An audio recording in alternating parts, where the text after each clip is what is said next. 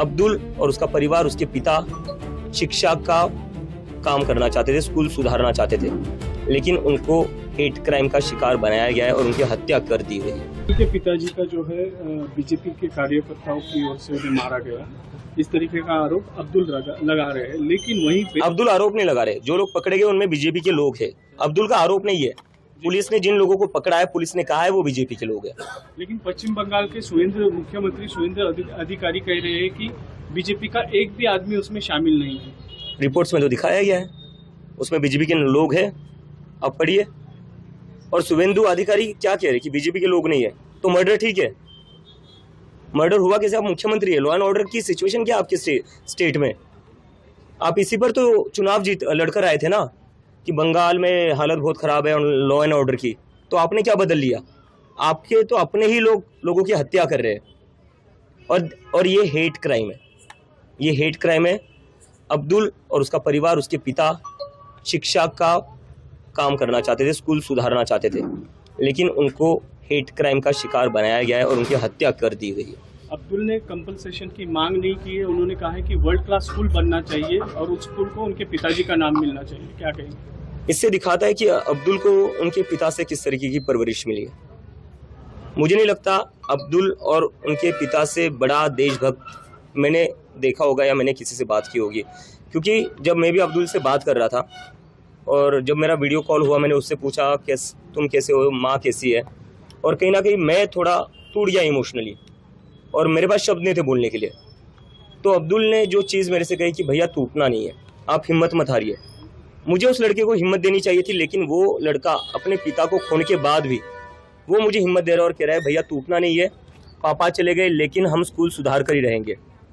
और जब मैंने बोला कि अब्दुल हम बात करेंगे आपको कंपनसेशन दिलाने की, तो अब्दुल कहता है भैया स्कूल कंपनसेशन नहीं चाहिए, पापा के नाम पर एक गरीबों के लिए अच्छा स्कूल चाहिए। इससे बड़ा देशभक्त मुझे नहीं लगता कोई हो सकता। आपने जो प्रोटेस्ट करवाया था जंतर मंतर पे, उसमें आज किरण रिजिजू ने उसके ऊपर कहा है कि उस प्रोटेस्ट में ना तो किसी की टांग टूटी है, ना तो किसी की जान गई है, ना किसी पे एक लाठी चली है।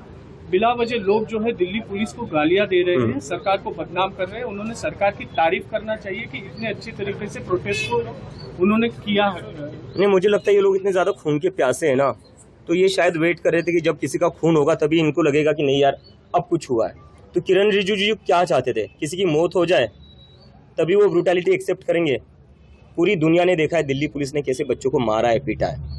लेकिन ठीक है, किरण रिजिजू की आंखों पर चश्मा चढ़ा हुआ है।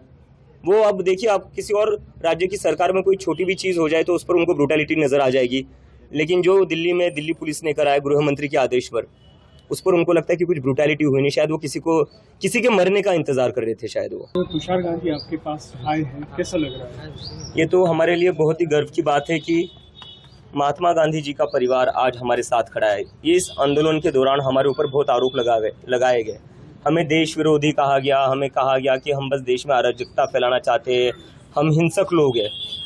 लेकिन आज सर का यहाँ होना हमारे साथ ये दिखाता है कि जो आरोप हमारे ऊपर लगाए थे वो गलत थे, क्योंकि महात्मा गांधी का परिवार खुद हमारे साथ है। इससे बड़ा सर्टिफिकेट हमारे शांतिप्रिय होने का, अहिंसक होने का और देशभक्त होने का नहीं हो सकता। और एक विचारधारा है इस देश में जिन्होंने गांधी को मारा था, वो गांधी के विचारों को भी मारना चाहते हैं। पिछले कई वर्षों से वो कोशिश कर रहे हैं कि वो गांधी के विचार भी खत्म कर दे, लेकिन जब तक ये देश रहेगा गांधी जी के विचार कभी खत्म नहीं होंगे। गांधी जी इस देश की आत्मा है। हमारा आंदोलन जो था वो उन्हीं के रास्ते पर चला था और उन्हीं के रास्तों पर चलकर ही सक्सेसफुल हो पाया। अगर हम महात्मा गांधी के रास्ते पर नहीं चलते तो हमें नहीं लगता हमारा आंदोलन कभी सक्सेसफुल हो पाता। और बार बार हमें कंपेयर किया जाता था कि देखो नेपाल में जो हिंसा हुई ये लोग भी वैसा ही करेंगे, देखो बांग्लादेश में जो हुआ ये लोग भी वैसा ही करेंगे।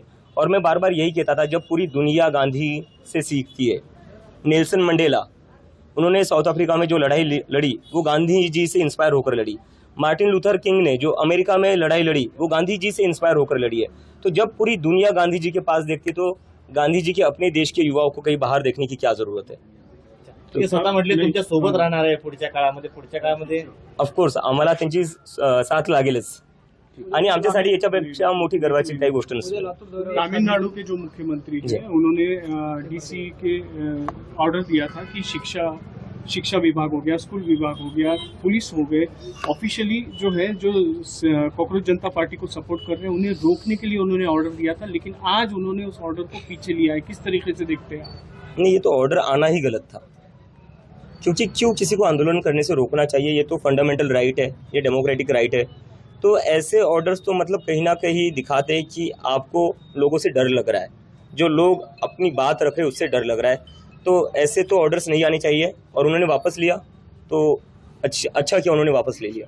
सुप्रीम कोर्ट ने सरकार से कहा था कि जितने भी एफआईआर हुए हैं वो आप दे दीजिए, एक साथ दे दीजिए, हम उनको 141 के तहत क्वैश कर देंगे, लेकिन सरकार ने वो दिए नहीं है। क्या 25 जुलाई को जो सरकार ने देश के सामने वादा किया था वो पूरा नहीं कर रही, ऐसा लग रहा है आपको? बिल्कुल, ये सरकार कहीं ना कहीं धोखाधड़ी कर रही है देश के युवाओं के साथ, और अगर ये लोग नहीं मानेंगे, पहले तो ये सुप्रीम कोर्ट का बहाना बना रहे थे जी, सुप्रीम कोर्ट को बीच में लाकर ये सुप्रीम कोर्ट का बहाना बना रहे थे कि सुप्रीम कोर्ट की वजह से हम केसेस वापस नहीं ले सकते, और अब सुप्रीम कोर्ट खुद कह रहा है कि हम केसेस क्वैश कर देंगे, तो इन लोगों को दिक्कत क्या है? तो मतलब यही तो हम कह रहे हैं ना, एक जो चीज़ है जो हम बार बार कह रहे हैं, इंटेग्रिटी ऑफ द इंस्टीट्यूशन। अब जब चाहे तब सुप्रीम कोर्ट को आगे करते हो अपने गलत कामों के लिए, और जब आपको कोर्ट कोई आदेश देता है, जब आपको कोर्ट कोई चीज़ कहता है करने के लिए, आप करते नहीं हो। तो एक तरीके से ये लोग कोर्ट की इज्जत ये तो खुद ही नहीं कर रहे, और ये चाहते हैं कि सारे कोर्ट इनके हिसाब से ही चले।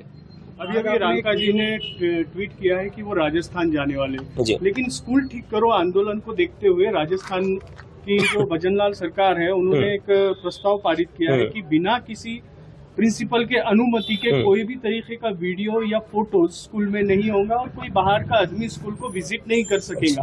आप किस तरीके से देखते हैं? नहीं, इसको तो मैं ऐसे ही देखता हूँ कि किस बात की शर्म है आपको? अगर लोग वीडियो बना लेंगे तो आपकी पोल खुल जाएगी, और आपको इसी का डर है तो यार स्कूल अच्छे कर दो ना, स्कूल अच्छे कर दो, लोगों को रोकने की जरूरत नहीं पड़ेगी आपको। उल्टा लोग फोटो खींचकर डालेंगे कि देखो क्या कितनी बढ़िया स्कूल बना दिए। और ये जो मेंटालिटी है ना कि क्राइम को रोकने के लिए क्राइम छुपा दो, ऐसे नहीं होता है। मतलब ये तो वही बात हो गई, कोई आता है मर्डर करके चला जाता है, अब मर्डरर को पकड़ने की जगह क्या करते हो आप? डेड बॉडी छुपा देते हो। तो ये मेंटालिटी ठीक नहीं है। अगर आप चाहते हो कि आपकी बदनामी ना हो तो स्कूल ठीक कर दो, इस तरह के ऑर्डर लाने से क्या होगा? अब्दुल के आज जारी किया है जो पीएम फंड है उसके ऊपर क्या नहीं, वो तो मैंने वीडियो में ही कहा था कि 8,500 करोड़ पीएम केयर्स में पड़े हुए हैं, और उसके ऊपर पीएम गवर्नमेंट ने करा क्या? एफडी डाल दी है। ये एफडी क्या रिटायरमेंट के लिए बचा कर रखनी है?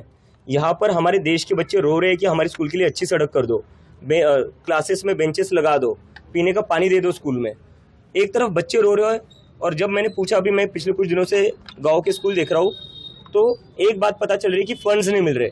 तो एक तरफ हमारे देश के बच्चे रो रहे हैं अच्छी फैसिलिटीज़ के लिए फंड्स ना होने के कारण, और दूसरी तरफ पीएम केयर्स में 8,500 करोड़ पड़े हुए हैं जिसका कोई इस्तेमाल ही नहीं कर रहा है। तो किस चीज़ के लिए रोक कर रखे? ये क्या पोस्ट रिटायरमेंट के लिए रोक कर रखे? इस्तेमाल करिए उनका।